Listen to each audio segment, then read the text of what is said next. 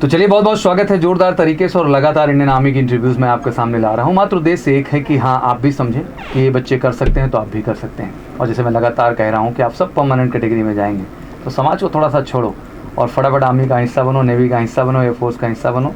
ये गारंटी है हमारी कि आप सब परमानेंट होंगे और लोग कहने वाले कहते रहेंगे और जिसको आगे बढ़ना है वो जीवन में बढ़ सकता है। इस कड़ी में मैं कुछ इंटरव्यूज़ आपके सामने ज़रूर ला रहा हूँ। इनका उद्देश्य केवल यही है कि आप भी उस सच्चाई को महसूस करें, ईमानदारी से मेहनत करें।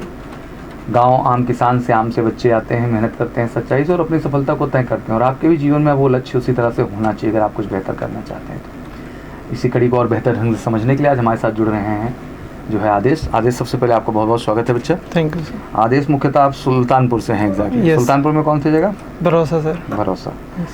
तो बेसिकली आप वहीं ज़्यादातर रहे हैं या कहीं और रहे हैं? नहीं सर, मैं सबसे ज़्यादा तो रहा हूँ पंजाब। पंजाब में कहाँ? पंजाब में जलंधर में। जलंधर खास में? हाँ, वही लगभग अमृतसर से ज़्यादा दूर नहीं था। हाँ। बिकॉज गोल्डन टेम्पल ये मान लीजिए हम लोग के यहाँ से 20-30 किलोमीटर की रेंज में था। अच्छा, मतलब उसी के आसपास ही वही हैं है अमृतसर सर, के आसपास? हमेशा वही सर। फिर फादर वहीं रहते थे? नहीं, कोई नहीं था, बाबा थे मेरे। हाँ। उन्हीं के साथ रहा हूँ बचपन। बाबा वहाँ क्या करते थे? सर स्टील फैक्ट्री थी, वहीं पे जॉब थी। अच्छा, उसके बाद फिर बीमारी की वजह से उनको प्रॉब्लम्स हुई तो बिजनेस उन्होंने डाल लिया अपना, दुकान वगैरह वहीं पे। किस चीज़ की दुकान थी जलंधर में? सर वही जनरल स्टोर वगैरह। जनरल स्टोर वगैरह। यस। तो आप बाबा और दादी के साथ ही रहते थे? बस आराम से। यस। ठीक ठीक। अभी बाबा दादी हैं आपके? नहीं सर, बाबा अच्छा, तो नहीं रहे, बट तो अभी सब वापस वहाँ से आ गए यहाँ सुल्तानपुर की? वहीं पे अभी हैं? हम ही 3 रहते ही थे जनरली। हाँ। देन उसके बाद जब बाबा का ये सब हुआ तो फिर मैं आ गया यहाँ पे। पापा ने यहाँ लाया, फिर पढ़ाया लिखा। तो यहाँ भी मैं बचपन से यही है ना कि फैमिली से दूर ही रहा हूँ। यहाँ आने के बाद मेरा क्या हुआ कि मैं रूम लेके मेरे को रहना पड़ा पढ़ाई करने। तो वही जो आपने भी क्वेश्चन किया ना कि मैं घर पे या गाँव से कितने दूर, वही चीज़ है। मुझे अभी भी अपने गाँव के बारे में पूरा पता ही नहीं है। पता नहीं, आप क्योंकि ज़्यादातर बाहर रहे हैं। यस सर, हमेशा।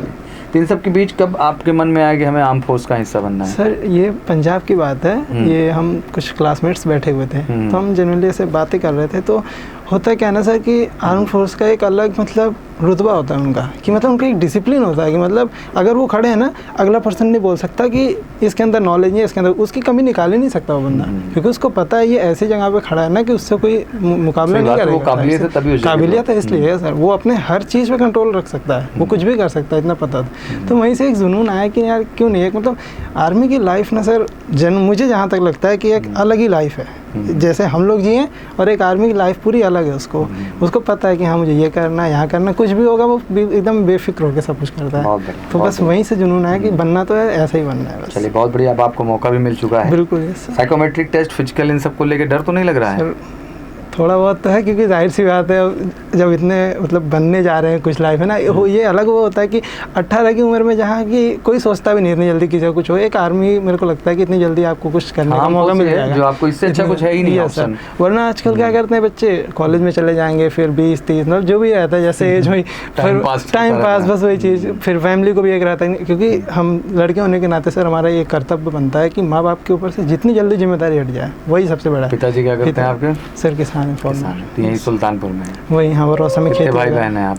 सर मैं और मेरे बड़े भैया हैं, बड़ी दीदी हैं। अच्छा, बड़े भैया क्या करते हैं आपके? सर वो नीट की तैयारी कर रहे हैं। अच्छा, नीट पे फोकस्ड है। यस। तो यहाँ साथ में ही रहते हैं आपके, अलग रहते हैं? नहीं सर वो कोटा में रह रहे हैं और दीदी भी अपना यूपीएससी की तैयारी कर रही है।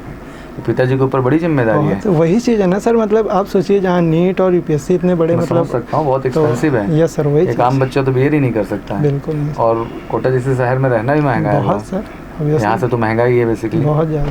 नहीं तो पिताजी सब संभालते हैं? किस तरह मैनेज करते हैं मुझे बहुत अच्छा पता है, बट उन्होंने कभी बताया नहीं है मुझे। इसीलिए यही सोच के मैंने कहा कुछ भी हो जाए 18 के अंदर मुझे पहले सेलेक्ट हो जाना है, पापा का कष्ट थोड़ा सा कम पूरा कुछ नहीं था। अगर मैं फैमिली में एक मेंबर का भी अगर मैं जिम्मेदारी लेता हूँ तो बहुत बड़ी बात है। बहुत बड़ी बात। नहीं, आप करेंगे आदेश, आप सिंसियर लग रहे हैं बच्चा मुझे। ऐसे ही जिम्मेदार बने रहिए, सफलता जरूर मिलेगी। इंसान किसी लक्ष्य को बना के प्रयास करता है ना, तभी सफलता पाता है जीवन में।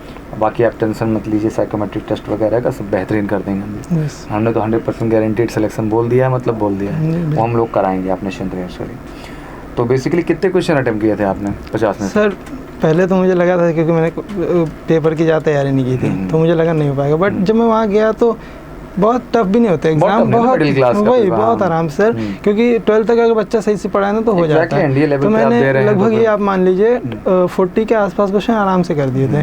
वो जो 10th है ना, क्या होता है सर, जीके आप जानते हैं, ये कोई जैसे मैथ में होता है फिक्स होता है, हाँ ये चैप्टर पढ़ लिया, ये फॉर्मूले, बस इससे ज़्यादा नहीं क्वेश्चन पूछा। जीके क्या होता है, अब कहाँ से पूछ ले, किस देश के बारे में कौन का किसको पता है, तो वही मेरा जीके की वजह से थोड़ा कम हो गया, बट तो बाकी सब अच्छा हुआ आपका, वही चीज़। चलिए बहुत बढ़िया, एंड बहुत बहुत कांग्रेचुलेशन, आप जल्द से सफलता लीजिए और बिल्कुल पिताजी का थोड़ा कष्ट कम करिए। और सबको मैं आपके माध्यम से कहना चाहता हूँ कि आप सब भी एक बड़े आम परिवार से आते हैं, किसान परिवार से। एज ए बेटा आप सबकी जिम्मेदारी है कि अपने पिता का भार कम करें। और जैसे बड़ी अच्छी बात आपने कही कि एक आदमी का तो कम से कम मैं भार कम कर सकूँ, तो मुझे लगता है ये बहुत अच्छी सोच है और ये हर युवा में होनी चाहिए। बैठ के केवल लांछन लगाने से काम नहीं चलना पड़े, निकलना होगा, मेहनत करना होगा और सफलता को तय करना होगा, और आप जरूर वो सफलता पाएंगे। क्या मैसेज देना चाहेंगे, क्योंकि आज जो समाज में मैं देख रहा हूँ बहुत सारे बच्चे CUT दे करके और ये सब दे करके मतलब मजाक कर रहे हैं पूरे एजुकेशन सिस्टम में, केवल BA BSc चल रहा है, कोई मतलब नहीं है। वही तो हो रहा है ना सर। अभी आदेश जैसे आपने देखा, मैं आते ही सबसे पहले उसी के विरोध में खड़ा हुआ। मैंने कहा मेरे को 1 साल चाहिए, मेरे को NDA भी चाहिए, मेरे को JEE भी चाहिए, और मेरे को चाहिए तो केवल BTech ही चाहिए। हाँ, उसमें गरीबी का रोना ना रोए, इसलिए क्योंकि अच्छे गवर्नमेंट कॉलेज मिल जाएंगे आपको, तो वहाँ स्कॉलरशिप मिल जाती है, तो कोई दिक्कत की बात नहीं। बट पढ़ाई ऐसी करो जो भविष्य आपका क्या करे, सेफ रखे, बना दे पूरा ना। पढ़ाई ऐसे नहीं होना चाहिए कि आए टाइम पास किया, कोटा पूरा किया और निकल गए ओवरऑल। तो this is not a right education. Right education का मतलब है कि इसीलिए तो गरीब आदमी और गरीब होता है।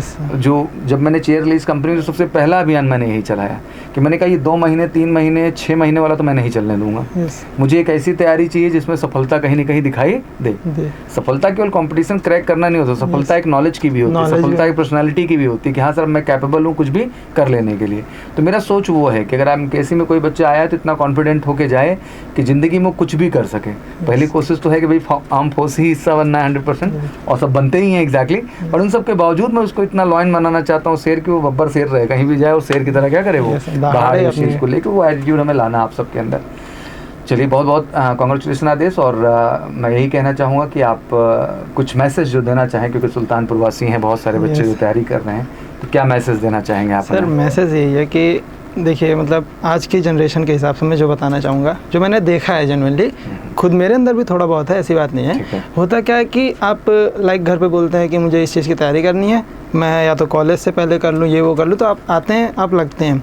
बहुत बच्चों के अंदर क्या होता है सर, मोटिवेशन आता है, बट वो ना एक इंस्टेंट होता है ना, बस कुछ घंटे कुछ दिन, बस वही चीज़ कि नहीं यार इतना ज़्यादा हो गया, अब तो करना है किसी। लेकिन जब वो धीरे धीरे समाज में मिलते हैं और भाई चलो यहाँ चलो वहाँ, तो वो धीरे धीरे डाइवर्ट हो जाते हैं, कमी दूसरे फिर कहेंगे यार मैं आया था, मैं करता था, बस थोड़ी सी गलती हो गई। या तो कुछ तो होते हैं जो करते हैं, मतलब रिग्रेट करते हैं अपनी बातों पर, अपनी गलतियों पर, कुछ करते हैं। और कुछ क्या करेंगे, अरे नहीं यार वो गवर्नमेंट ने ऐसा कर दिया, वरना मैं तो ये कर जाता। मैं तो भाई ठीक है, गवर्नमेंट अपना काम कर रही है, तुम अपना करो, तुम सिलेक्शन लो ना। मैंने तो कह दिया सब परमानेंट हो, अब इससे बड़ी बात और क्या बोलो। और इनको भी ये पता है सब परमानेंट हो जाएंगे, क्योंकि फौज का स्ट्रक्चर चलना ही नहीं है। तो ये पता होने के बावजूद अगर हम बैठे हैं हाथ में हाथ रख के, तो कहीं ना कहीं फिर बहुत चैलेंजेस आने हैं।